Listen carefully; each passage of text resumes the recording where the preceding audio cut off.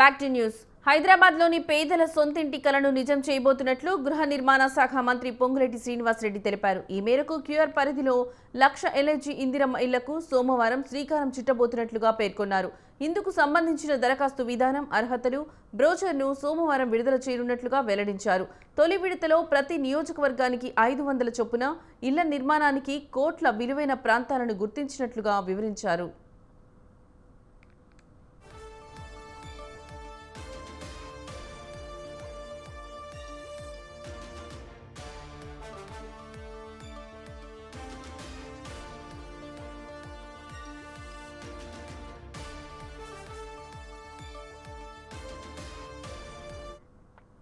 అధునాతన సౌకర్యాలతో 10 అంతస్తుల భవనాల నిర్మాణం చేపట్టి పేదలకు అందిస్తామని పొంగులేటి తెలిపారు. ఇందిరమ్మ ఇళ్ల నిర్మాణ ప్రక్రియ యజ్ఞంలా కొనసాగుతుందని వివరించారు.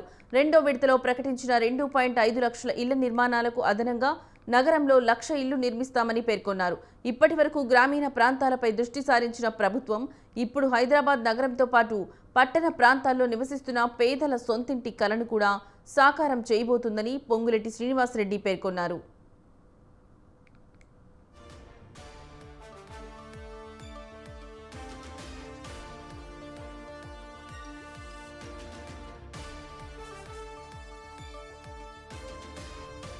గత ప్రభుత్వాల మాదిరిగా నగరానికి దూరంగా కాకుండా పేదలు ప్రస్తుతం నివసిస్తున్న ప్రాంతాలకు సమీపంలోనే ఇళ్ల నిర్మాణం చేపడుతున్నామని పొంగులేటి శ్రీనివాసరెడ్డి స్పష్టం చేశారు.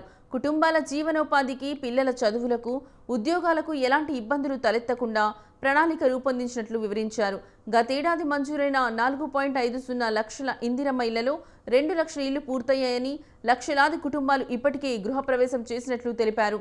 మొత్తంగా ఈ ఆర్థిక సంవత్సరంలో గ్రామీణ ప్రాంతాల్లో 2.50 లక్షల ఇళ్లు, పట్టణ ప్రాంతాల్లో 1,00,000 ఇళ్లు కలిపి మొత్తం 3.50 లక్షల కొత్త ఇళ్లు నిర్మాణానికి శ్రీకారం చుడుతున్నామని పేర్కొన్నారు.